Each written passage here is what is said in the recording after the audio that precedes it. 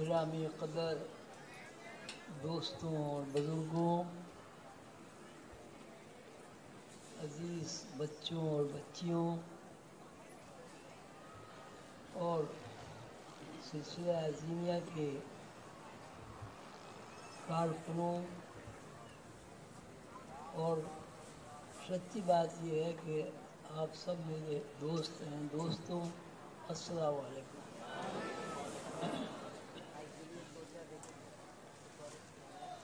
میں تقریباً 3 سال تک بیمار رہا۔ مجھے اس بات کا اچھی طرح علم ہے کہ آپ سب خواتین و حضرات نے میری صحت کے لیے دعا فرمائی اور اللہ تعالیٰ نے مجھے شفا عطا فرمائی۔ یہ آپ کی دعاؤں کا ثمر ہے کہ یہاں اسٹیج پر میں آپ کے سامنے موجود ہوں، آپ مجھے دیکھ رہے ہیں اور میں آپ کی محبت بھری کیفیت کو دل کی گہرائیوں سے محسوس کر رہا ہوں۔ اللہ تعالیٰ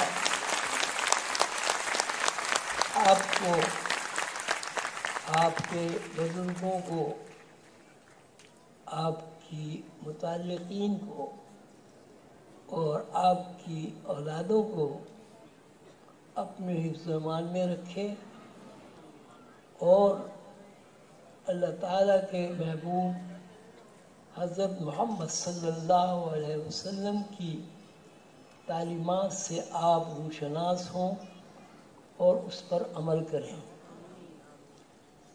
جتنے بھی پیغمبر علیہ السلام جن کی تعداد 1,24,000 بتائی جاتی ہے، دنیا میں تشریف لائے، بلکہ یوں کہنا چاہیے اب آپ حضرات بالغ اور باشعور ہیں، دنیاؤں میں تشریف لائے، کروڑوں دنیاؤں میں، ایک دنیا نہیں ہے، کروڑوں دنیا میں تشریف لائے۔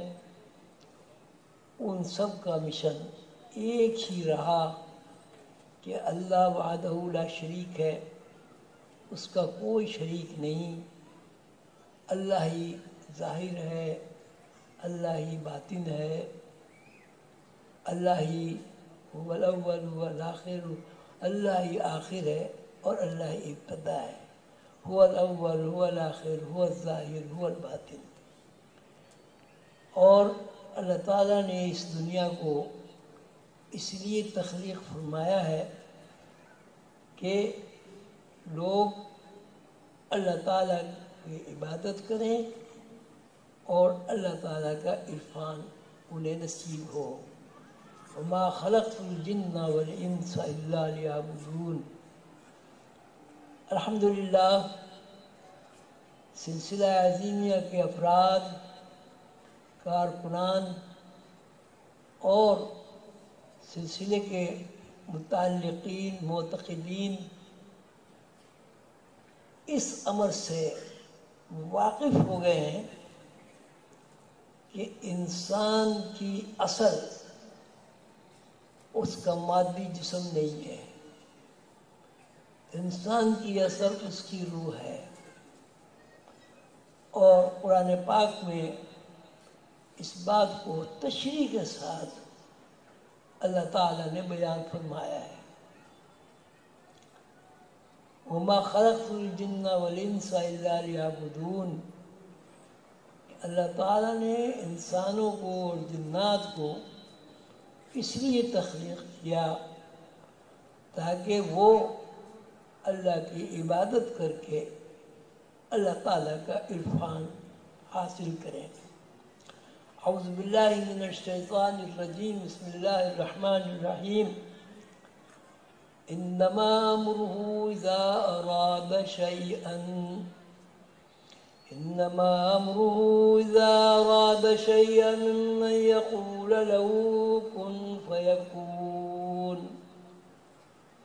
انما امره اذا اراد شيئا أن يقول له كن فيكون وما خلقت الجن والإنس إلا ليعبدون بسم الله الرحمن الرحيم قل الروح من أمر ربي وما أوتيتم من العلم إلا قليلا۔ محترم حاضرین اور میرے عزیز بچوں، تقریباً 3 سال کے بعد میں اسٹیج پر آپ کے سامنے حاضر ہوں۔ بہت مختصر بات آپ کے ذہن میں کرانا ضروری سمجھتا ہوں، اس کو آپ غور سے سنیں اور دعا کریں کہ میں جو کچھ آپ کے گوش گزار کرنا چاہتا ہوں، یہ جن حقائق اور رموز سے آپ کو واقف کرنا چاہتا ہوں، اللہ تعالیٰ مجھے توفیق دے میں اس کو اس طرح بیان کروں کہ آپ کا شعور اسے قبول فرمائے اور میں جو کچھ عرض کرنا چاہتا ہوں وہ آپ کے ذہن نشین ہو جائے۔ اللہ تعالیٰ مجھے اور آپ کو توفیق عطا فرمائے کہ اللہ تعالیٰ کا یہ علم جو اللہ تعالیٰ نے اپنے بندوں کو عطا فرمایا ہے، يسألونك عن الروح قل الروح من أمر ربي وما أوتيتم من العلم إلا قليلا۔ اے پیغمبر صلی اللہ علیہ وسلم، آپ سے روح کے بارے میں سوال کرتے ہیں، آپ کہہ دیجئے روح میرے رب کے امر سے ہے۔ انما امره اذا اراد شيئا ان يقول له كن فيكون۔ اللہ کا امر یہ ہے، جب اللہ تعالیٰ نے ارادہ فرمایا کہ کائنات تخلیق ہو تو اللہ تعالیٰ نے فرمایا کن۔ جیسے ہی اللہ تعالیٰ نے کن فرمایا فیکون، کائنات تخلیق ہو گئی۔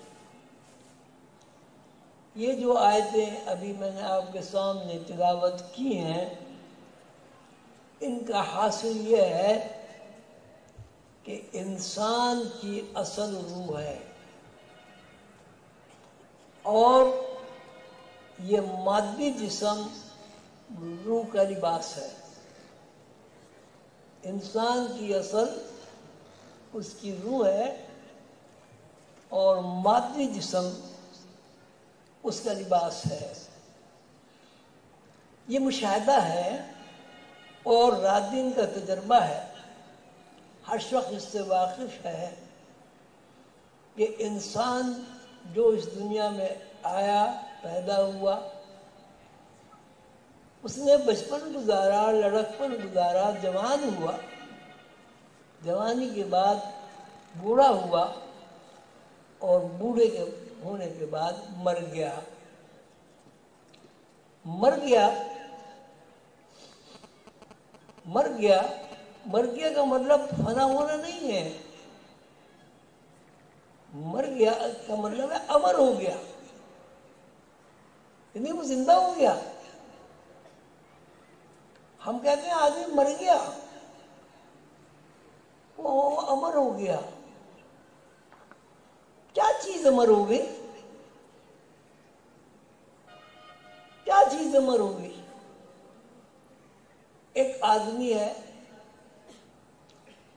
اس کے اندر اس کی روح ہے،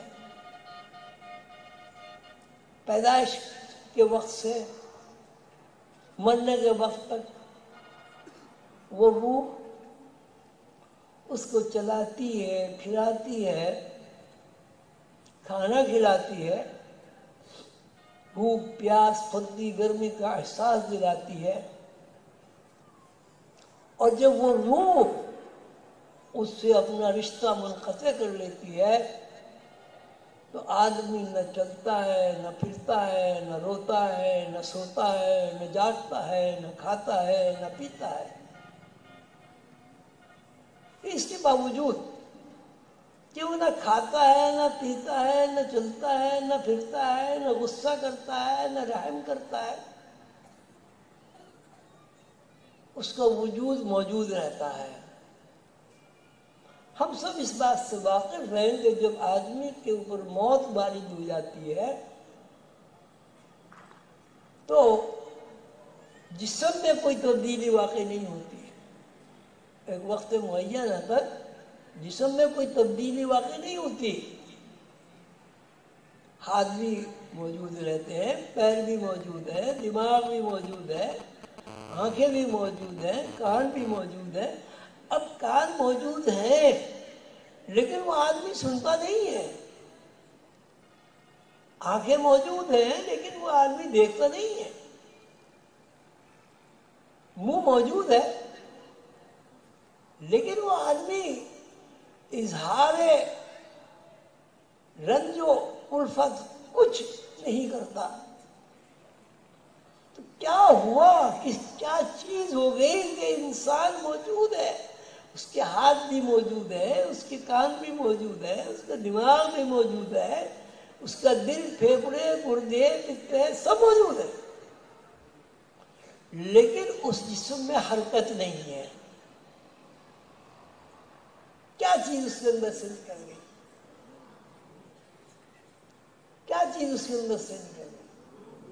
اللہ تعالیٰ فرماتے ہیں یسألونک عن الروح، يسألونك عن الروح قل الروح من أمر ربي وما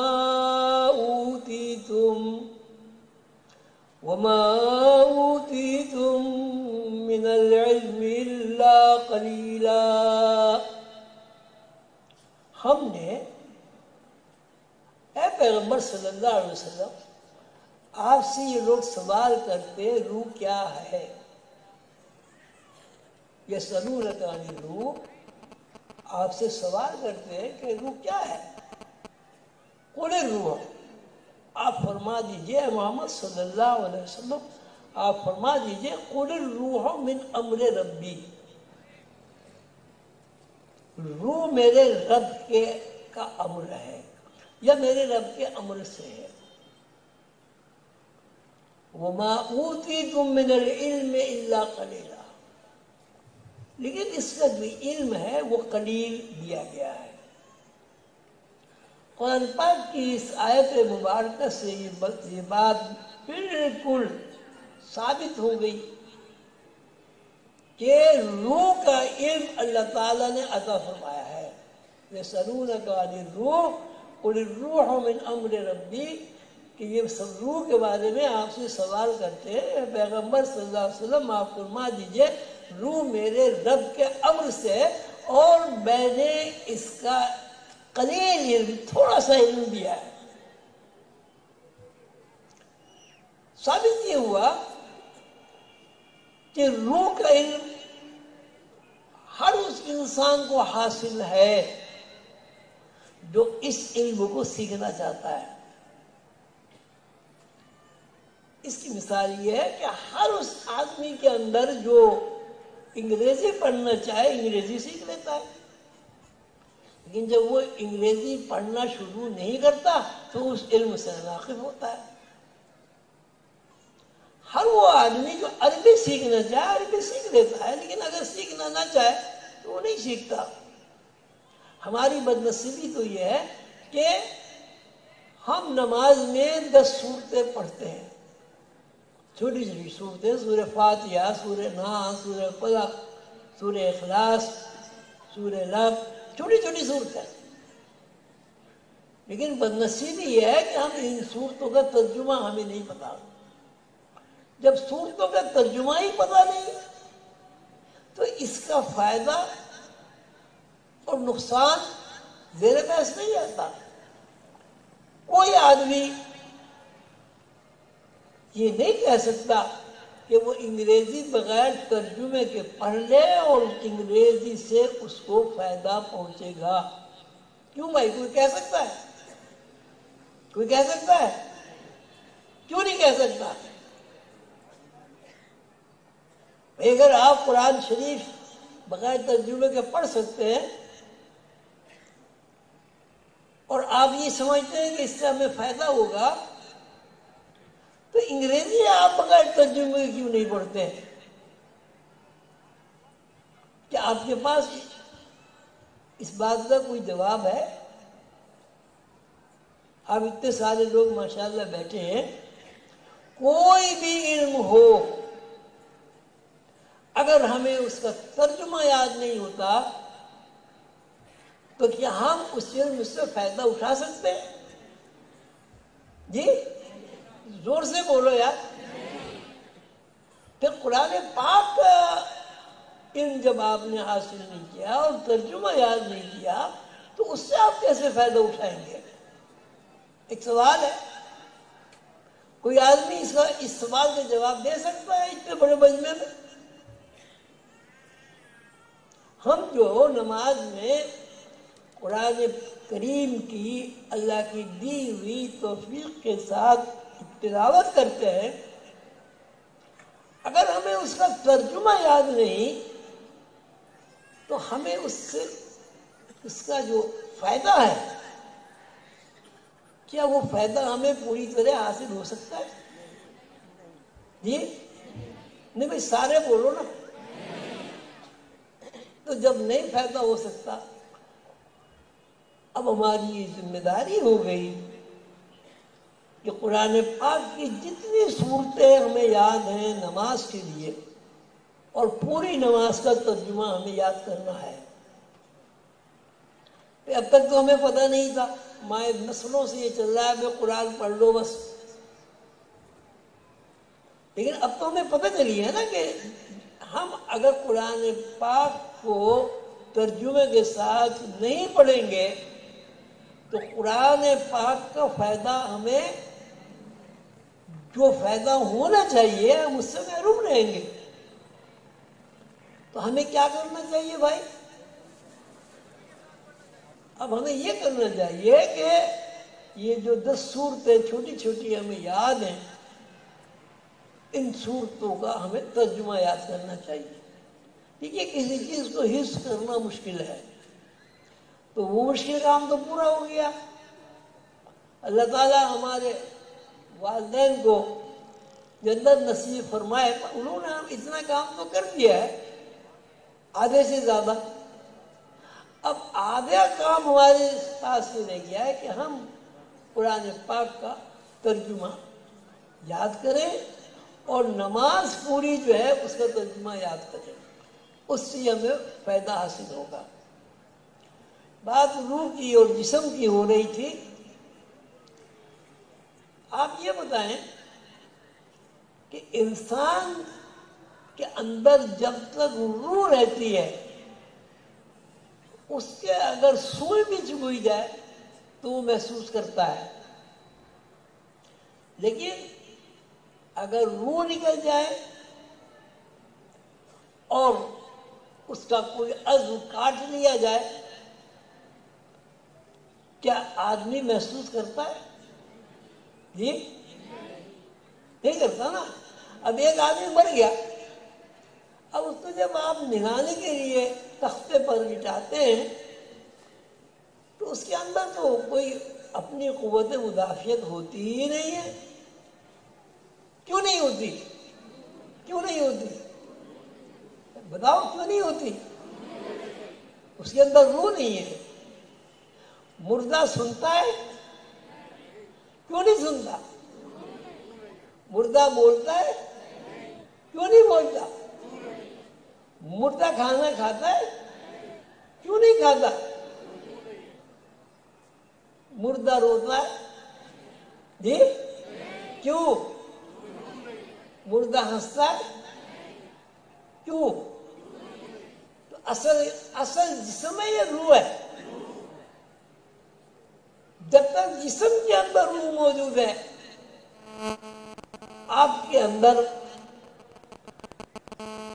قوت مدافعت بھی ہے، آپ کے اندر تکلیف راحت کے اظہار بھی ہے، لیکن جب روح نکل گئی تو اب آپ اس مردے جسم کو جلا دیجئے، جیسے ہندو جلاتے ہیں، کوئی قوت مدافعت نہیں ہوتی۔ اس جسم کو آپ مٹی میں دبا دیجئے، قبر میں دبا دیجئے، اس طرح سے کوئی مدافعت نہیں ہوتی۔ لیکن وہی جسم اگر اس کے اندر روح موجود ہے، اس کے پیر میں آپ سوئی چبھائے، کیا ہوگا؟ جی تکلیف ہوگی، وہ آپ کو ناراض ہوگا آپ سے، یہ کیا بدتمیزی، یہ سوئی کیوں چبھا رہے ہو؟ اور ایک مردہ آدمی کو پوسٹ مارٹم آپ کرے تو اس کے اندر سے کوئی قوت مدافعت کیوں نہیں ہوتی؟ تو کیا ہوا؟ اصل کیا چیز ہوئی بھائی؟ اصل روح ہوئی۔ پھر جسم کیا چیز ہے؟ اگر روح ہوا اصل ہے تو جسم کیا ہے؟ اس کا ایک لباس ہے۔ جیسے آپ نے قمیص کرتا پہن لیا، کوئی صاحب یہاں آ جائیں میرے پاس، نیاز بھائی آپ آ جائیں، چلے ادھر کھڑے ہو جائیں، منہ کر ادھر منہ کھڑے ہو جائیں۔ میرا آپ سے یہ کہنا ہے کہ آپ ہاتھ نہ ہلائیں، آپ کی آستین ہلے، کوشش کر لیں۔ اچھا، اب آستین ہل رہی ہے، ہاتھ ہلائیں، ہاتھ ہلائیں، آستین بھی ہلی۔ لیکن اگر ہم یہ کہتے ہیں کہ جی ہاتھ تو ہلے آستین نہ ہلے، پھر تو اس کا مطلب یہ ہوا کہ یہ جو لباس ہے آپ کا، یہ جسم کے اوپر ہے۔ تو اب ہم یوں کہتے ہیں کہ یہ جو لباس جو ہے یہ جسم ہے۔ فرض کر لیتے ہیں سمجھنے کے لیے کہ یہ جو کرتا ہے یہ لباس ہے، اور جسم جو ہے وہ اصل ہے۔ تو اب ہم ان سے یہ کہتے ہیں کہ بھائی اصل ہلے آستین نہ ہلے۔ کیوں بھائی؟ اصل ہاتھ ہلے آستین نہ ہلے، کیوں؟ اصل جسم ہے۔ اب اسی طرح پورے جسم کو آپ ایک لباس فرض کر لیں۔ لباس کب ہلے گا بھائی؟ جی جب جسم کے اندر روح ہوگی جب بھی ہلے گا نا۔ میں یہ کہتا ہوں کہ نہیں، جسم ہلے لیکن روح کی کوئی حرکت نہ ہو، کیا ہوگا؟ کیا ہوگا؟ نہیں ہلے گا نا، جیسے قمیص نہیں ہل رہی ہے۔ آپ لوگوں کی سمجھ میں آ گئی بات؟ اچھا، اب میں یہ کہتا ہوں کہ آپ نے جو یہ شلوار پہنی ہوئی ہے یہ آگے کو چلے، آگے پیچھے ہو، لیکن ٹانگ نہیں ہلے، کیا ہوگا؟ نہیں ہلے گی نا۔ لیکن جب تک ٹانگ کے اوپر شلوار ہے، ٹانگ کے تابع ہو کر یہ شلوار ہلتی ہے۔ اسی طرح جب تک اس جسم کو لباس بنا کر روح نے پہنا ہوا ہے، اس لباس میں حرکت ہے، اور جب روح اس جسم کو، اس لباس کو، اس شلوار کو، اس کرتے کو، اس قمیص کو اتار دیتی ہے، حرکت ساقط ہو جاتی ہے۔ بس ٹھیک، اس کا مطلب کیا ہوا اس کا مطلب یہ ہوا کہ یہ ہمارا جسمانی نظام انڈیپینڈنٹ نہیں ہے، اس میں کوئی ریئلٹی نہیں ہے، کوئی حقیقت نہیں ہے۔ جب تک روح اس جسم کو، اس لباس کو حرکت دیتی ہے، یہ لباس حرکت کرتا رہتا ہے، اور جب روح اس جسم کے اندر سے نکل جاتی ہے تو کیا آدمی کیا بن جاتا ہے؟ آدمی کیا بن جاتا ہے؟ جی مردہ؟ ہاں چلیے، آدمی مردہ ہو جاتا ہے۔ تو آپ یہ بتائیں کہ آپ چلتے کس طرح ہیں؟ کون سی چیز آپ کو چلا رہی ہے؟ آپ مرنے کے بعد کھانا نہیں کھاتے، یہ کھاتے ہیں؟ وہ تو حلق میں اگر پانی ڈالتے ہیں تو پانی ادھر سے بھی نکل جائے گا، ادھر سے بھی نکل جائے گا۔ کبھی تجربہ کیا آپ نے؟ مردے کا تجربہ کیا کرو گے؟ مرنے سے تو سب ڈرتے ہیں۔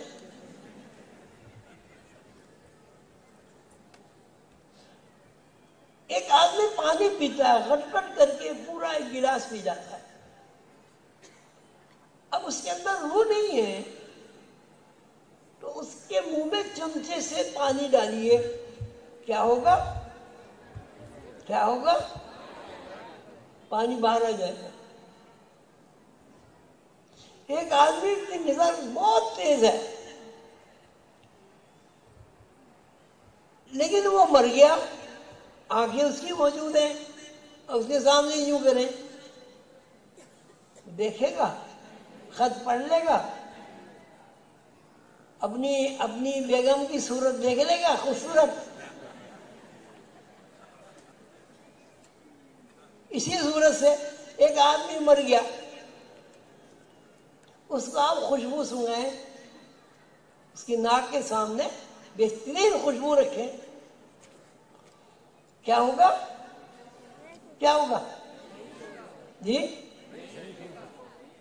یار زور سے بولو، نہیں سمجھ میں تو آئے، نہیں سونگے گا نا۔ اور ایک آدمی مر گیا،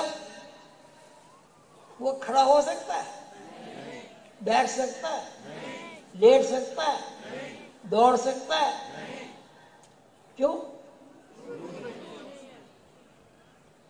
تو جب آدمی چلا تو کون چلا؟ جب آدمی نے کھانا کھایا تو کھانا کس نے کھایا بھائی؟ پانی پیا تو پانی کس نے پیا؟ پھر آپ کیا ہیں؟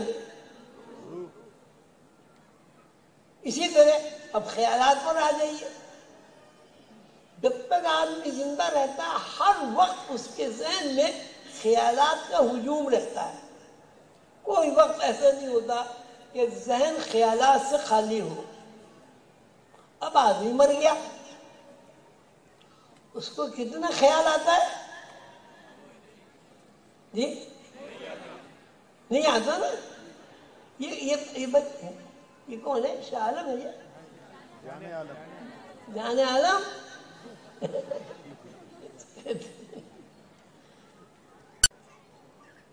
تو جو بھی آپ کی حرکات و سکنات ہیں وہ کب ہیں؟ جب آپ کے اندر روح موجود ہے۔ آپ کے بچے کب ہوتے ہیں؟ کب ہوتے ہیں؟ جب آپ کے اندر روح موجود ہو۔ اگر روح موجود نہیں ہوگی بچے نہیں ہوں گے، جب بچے ہی نہیں ہوں گے تو دنیا ہی نہیں ہوگی۔ ماشاءاللہ اتنے سارے ہزاروں لوگ بیٹھے ہیں، وہ یہ بتائیں کہ روح کے بغیر کوئی حرکت آدمی کر سکتا ہے تو اس حرکت کا نام لے۔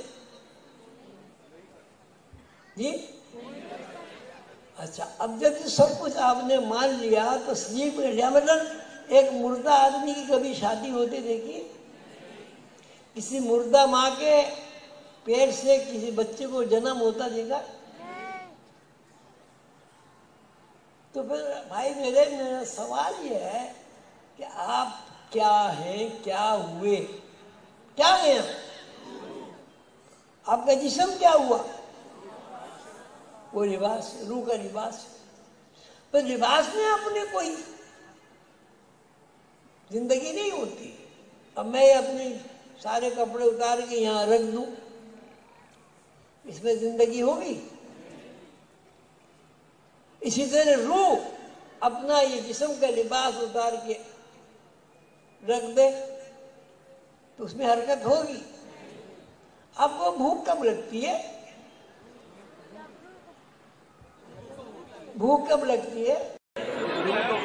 جب آپ کے اندر روح موجود ہوتی ہے. آپ کو پیاس کب لگتی ہے؟ جب آپ کے اندر روح موجود ہوتی ہے.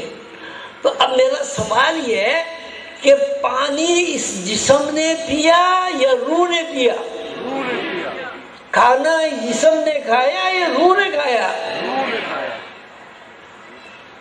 پھر آپ کیا ہوئے بھائی؟ آپ کہتے ہیں روح کا تو علم ہی نہیں حاصل ہوتا.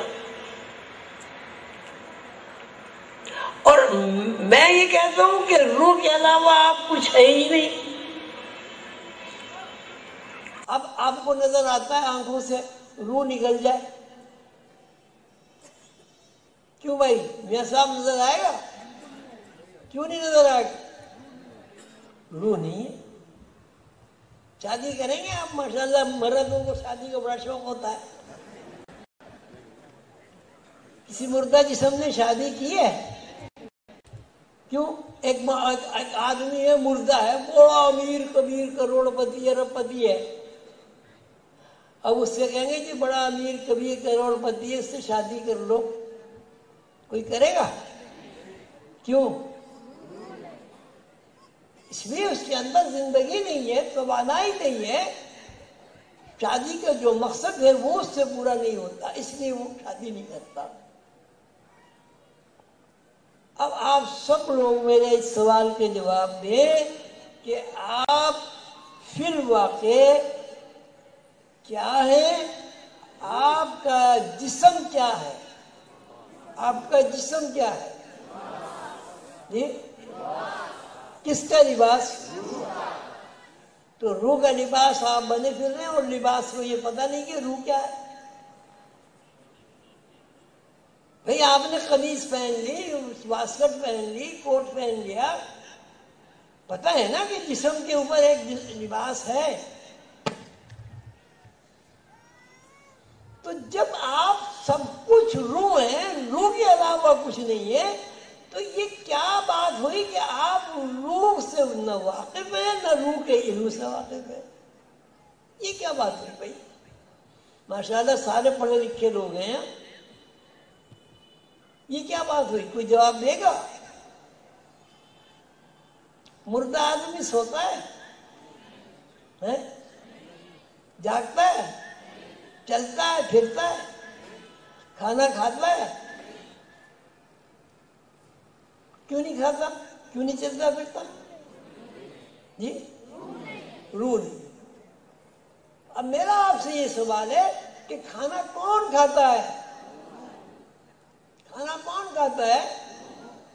روح کھانا کھاتی ہے، سیدھی بات. پانی کون پیتا ہے؟ روح پانی پیتی ہے.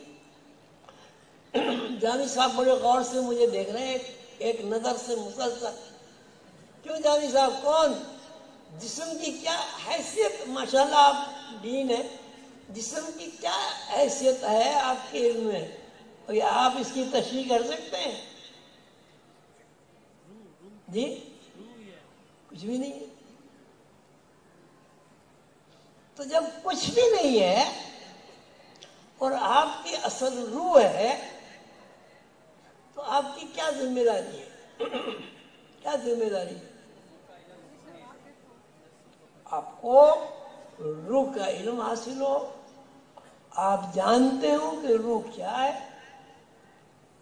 اور روح کیا ہے، روح کا علم کیا ہے. اب آپ کا یہ کہنا، کچھ لوگ یہ بھی کہتے ہیں کہ روح کا علم حاصل، کہ روح کا علم نہیں ہے، کسی کو نہیں ہے. یہ قرآن کے خلاف بات ہے. یسألونک عن الروح قل الروح من امر ربی وما اوتیتم من العلم الا قلیلا۔ اے پیغمبر صلی اللہ علیہ وسلم، یہ لوگ آپ سے روح کے بارے میں سوال کرتے ہیں، آپ فرما دیجئے قل الروح من امر ربی، روح میرے رب کے امر سے ہے۔ دیکھیے بات اب یہاں ختم نہیں ہو گئی۔ وَمَا أُوتِيتُم مِّنَ الْعِلْمِ إِلَّا قَلِيلًا، لیکن ہم نے اس کا علم تھوڑا دیا ہے۔ اللہ تعالیٰ کا علم کتنا ہے؟ کتنا ہے؟ نام و تناہی علم ہے۔ کسی بھی زاویے سے، کسی بھی پیمانے سے اللہ تعالیٰ کے علم کو ناپا نہیں جا سکتا۔ تو اللہ تعالیٰ کا قلیل علم عطا فرمانا وہ ساری دنیا کے علوم سے زیادہ ہے۔ وَمَا أُوتِيتُم مِّنَ الْعِلْمِ إِلَّا قَلِيلًا، کہ ہم نے تمہیں روح کا علم عطا فرمایا لیکن کم، قلیلا۔ سوال یہ کس کا قلیل؟ سمندر کا قلیل کتنا ہوگا؟ سمندر کا قلیل دریا سے کم تو نہیں ہوگا، اور دریا کا قلیل کتنا ہوگا؟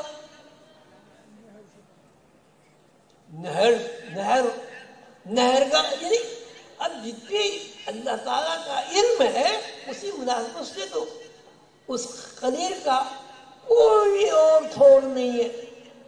آپ اس کو یوں نہیں کہہ سکتے کہ اتنا ہے۔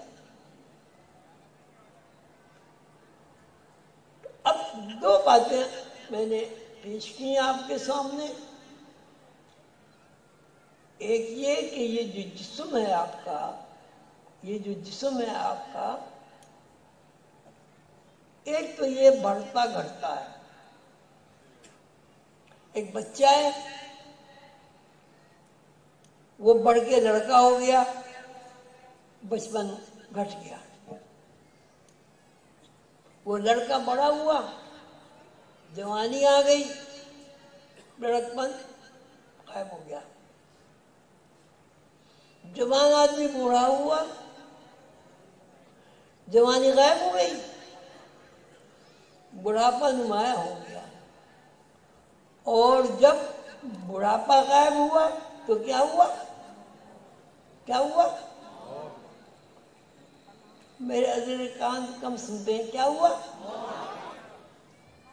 محتاج ہو گیا۔ کیا کہا؟ مر گیا، غائب ہو گیا۔ اب جب وہ غائب ہو گیا، اب آپ اس کو یاد کرتے ہیں، اس کو احسان ثواب کرتے ہیں، اس کی قبر پہ جا کے فاتحہ پڑھتے ہیں۔ جو چیز غائب ہو گئی آپ کس کو یاد کرتے ہیں؟ جو چیز غائب ہو گئی یا نیست نابود ہو گئی آپ خواب میں کس کو دیکھتے ہیں؟ یاد آپ کو کون آتا ہے؟ کون یاد آتا ہے؟ جسم تو غائب ہو گیا۔ آپ نے جسم کو قبر میں اتار دیا، کیا ہوا جسم کو؟ کیا ہوا؟ کیوں بھائی؟ کوئی ڈاکٹر صاحب یہاں بیٹھے، کتنے دن تک قبر میں جسم رہتا ہے؟ اس کا گوشت پوشت ٹھیک رہتا ہے؟ کتنے دن تک رہتا ہے؟ بھائی ڈاکٹر تو کوئی ہوگا، کتنے دن تک جسم خراب نہیں ہوتا؟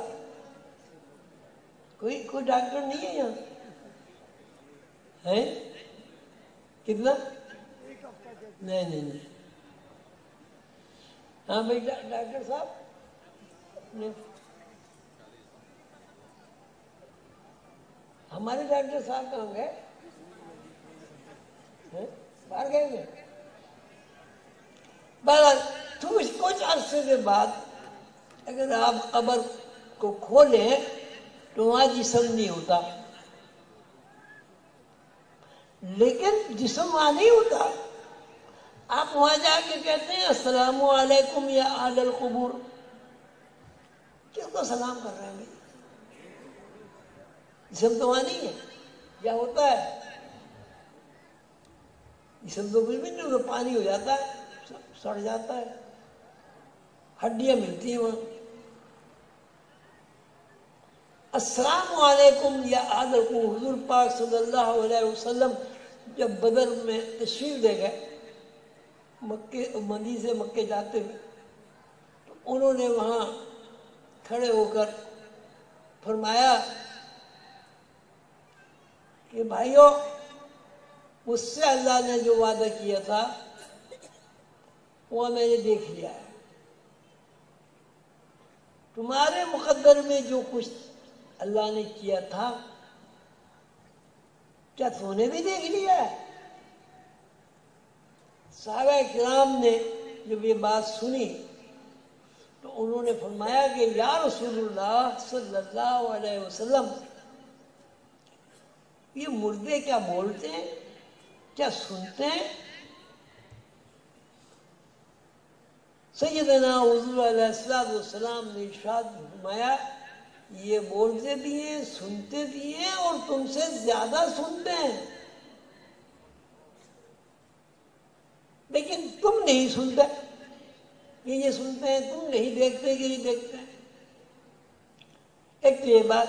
دوسری بات، آپ سب لوگ اس بات سے واقف ہیں کہ سیدنا حضور علیہ السلام کا ارشاد عالی مقام ہے کہ جب تم قبرستان جاؤ تو کہو السلام علیکم یا اہل القبور.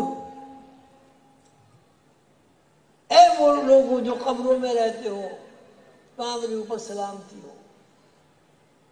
تو وہاں قبروں میں کون رہتا ہے؟ قبر کھود کے دیکھو، وہاں تو جسم تو خراب ہو جاتا ہے، آپ کو سب کو پتا ہے، مٹی ہو جاتی ہے. کون رہتا ہے قبر میں؟ ہے بھائی؟ اب کیا میں خیال میری بات سمجھ نہیں رہے ہیں یا سو رہے ہیں؟ کوئی بھی نہیں ہوتا قبر میں جی. پھر کس کو سلام کر رہے ہو بھائی؟ جب قبر میں کوئی نہیں ہے تو السلام علیکم یا اہل القبور کا کیا مطلب ہے؟ کس کو سلام کر رہے ہو؟ بات سیدھی سی. اب آپ یہ بتائیں، کوئی صاحب کھڑے ہو جائیں، یہ بتائیں، خواتین میں سے کھڑی ہو جائیں، کوئی صاحب یہ بتائیں کہ آپ کیا ہیں، جسم ہیں یا روح ہیں؟ آپ کھڑی ہو جائیں، کیا ہیں آپ؟ نظر آتی ہے روح؟ روح کو کبھی دیکھنے کی کوشش کی ہے؟ جب آپ نے کبھی اپنی اصل سے واقف ہونے کی کوشش ہی نہیں کی تو اس میں روح بیچاری کا کیا قصور ہے؟ کبھی آپ نے انگریزی پڑھنے کی طرف توجہ ہی نہیں کی تو آپ یہ تو نہیں کہہ سکتے کہ بھائی انگریزی نے میں سیکھنا چاہتا تھا، انگریزی نے میرا ساتھ نہیں دیا.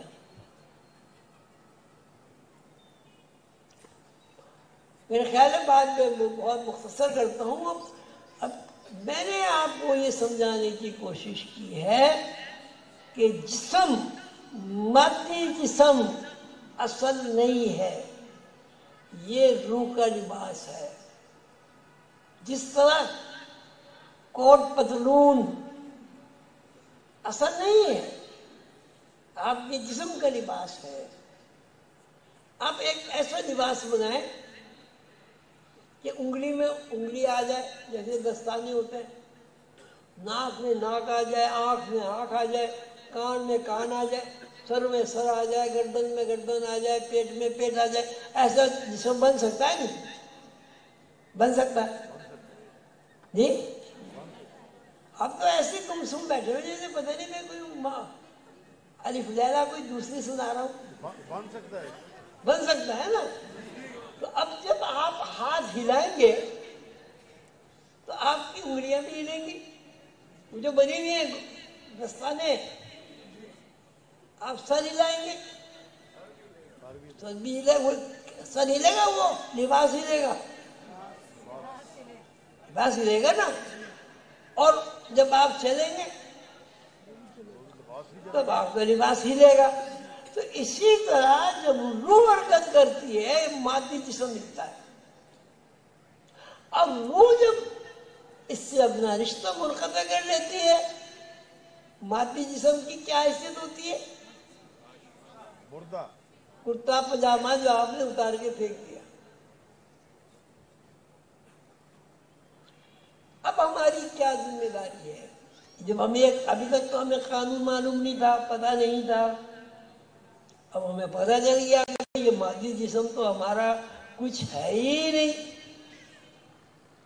جب تک روح اس جسم کو سنبھالے رہتی ہے جسم موجود ہے، اور جب روح اس جسم کو کیا کرتی ہے؟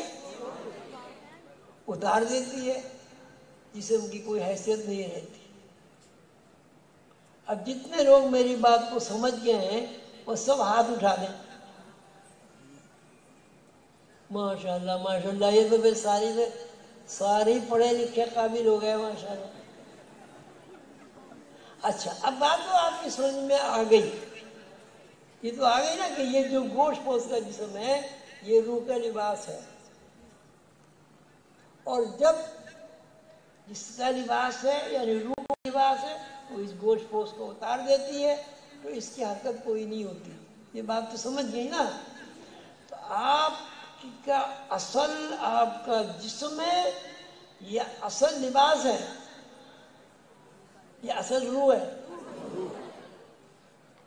تو اب ہمیں کیا کرنا ہوگا بھائی؟ کیا کرنا ہوگا؟ ظاہر ہے اب ہمیں یہ کرنا ہوگا کہ ہم اب اس بات سے واقف ہو گئے ہیں کہ جس تو ہماری اصل نہیں ہے، ہماری اصل روح ہے. يسألونك عن الروح قل الروح من امر ربی وما اوتیتم من العلم الا قلیلا. ہے پیغمبر علیہ السلام، لوگ آپ سے سوال کرتے ہیں کہ روح کیا ہے؟ آپ فرما دیجئے روح میرے رب کے امر سے ہے. اب اگر امر کی تشریح ہے تو بہت دیر ہو جائے گی. روح میرے رب کے امر سے ہے، اور جو کچھ تمہیں علم دیا گیا ہے وَمَا أُوتِيتُم مِّنَ الْعِلْمِ إِلَّا قَلِيلًا، وہ تھوڑا علم دیا گیا ہے. تھوڑا علم کس کا؟ تھوڑا علم کس کا؟ اللہ تعالیٰ.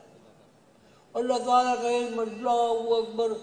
اللہ تعالیٰ نے خود قرآن پاک میں ارشاد فرمایا ہے کہ زمین کے اوپر جتنے درخت ہیں سب قلم بن جائیں. کتنے ارب قلم بن جائیں گے بھائی؟ لاتعداد بنیں گے. اور جتنے سمندر ہیں سب روشنائی بن جائیں، اور اللہ کی باتیں لکھی جائیں. یہ ختم ہو جائے گی روشنائی، سمندر کی روشنائی ختم ہو جائے گی. درختوں سے جو درخت میں کتنے قلم بنیں گے؟ کیوں جی؟ لاکھوں بنے گے ایک درخت میں، اور درخت کتنے اربوں ہیں. ٹھیک ہے، ایک لکھنے میں روشنائی ایک ڈراپ سے اچھا خاصا لکھا جاتا ہے. ایک سمندر میں کتنے ڈراپ ہوں گے؟ تو سمندر سوکھ جائیں گے، خشک ہو جائیں گے، ختم ہو جائیں گے. پورے درخت جو اس سرزمین پر موجود ہیں ان کے قلم بنا لو، وہ سارے قلم ختم ہو جائیں گے، لیکن اللہ کی باتیں ختم نہیں ہوں گی. اب اس اللہ کا جو علم ہے، اس اللہ تعالیٰ نے اپنے علم سے وَمَا أُوتِيتُم مِّنَ الْعِلْمِ إِلَّا قَلِيلًا، کہ آپ کو تھوڑا علم عطا فرمایا گیا ہے. اس تھوڑے کی کوئی آپ تشریح نہیں کر سکتے. تو اب آپ کو اللہ کا علم بھی حاصل ہے. اللہ تعالیٰ فرما رہا ہے قرآن پاک میں وما اوتیتم من العلم الا قلیلا. اللہ تعالیٰ نے یہ بھی ارشاد فرما دیا کہ یہ جسم جو ہے یہ خول ہے، یہ لباس ہے، اصل کیا ہے؟ روح ہے. اچھا اب یہ بتائیں اب ہمیں کرنا کیا؟ میں ختم کرتا ہوں. ہمیں کرنا کیا چاہیے؟ کیا کرنا چاہیے؟ علم حاصل کرنا چاہیے. تو حضور قلندر بابا اولیاء رحمۃ اللہ علیہ کا یہ اعجاز ہے. انہوں نے سیدنا حضور علیہ الصلوۃ والسلام کے حکم سے، ارشاد عالی سے روح کے پرت کھولے. رسول اللہ صلی اللہ علیہ وسلم کے ارشاد سے انہوں نے روح کے پرت کھولے. اب یہ ہمارا کام ہے، ان کی اولاد کا. ایک باپ ہے وہ بہت امیر کبیر ہے، بہت سرمایہ ہے، اولاد کبھی اس سرمایہ کو دیکھتے ہی نہیں، کبھی اس سے فائدہ ہی نہیں اٹھانا چاہتا. تو ایسی اولاد کو آپ کیا کہیں گے؟ کیا کہیں گے؟ تو ہم سب تو نالائق ہی ہیں بھائی. حضور قلندر بابا اولیاء رحمۃ اللہ علیہ سے حضور علیہ الصلوۃ والسلام نے فرمایا کہ اب اس علم کو کھول دو. اور لوح قلم جو حضور پاک صلی اللہ علیہ وسلم کے ارشاد عالی مقام سے حضور قلندر بابا اولیاء نے لکھے، اس میں سارے یہ فارمولے موجود ہیں. لیکن چونکہ ہم اس علم سے واقف ہی نہیں ہیں، ان فارمولوں سے کس طرح واقف ہوں گے بھائی؟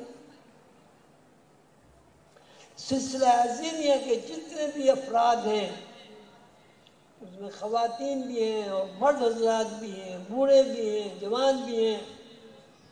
سلسلہ عظیمیہ کے جتنے متفقین ہیں، متوسلین ہیں، ان کی یہ ڈیوٹی ہے، ان کی یہ ذمہ داری ہے کہ وہ روح کے علم کو سیکھیں.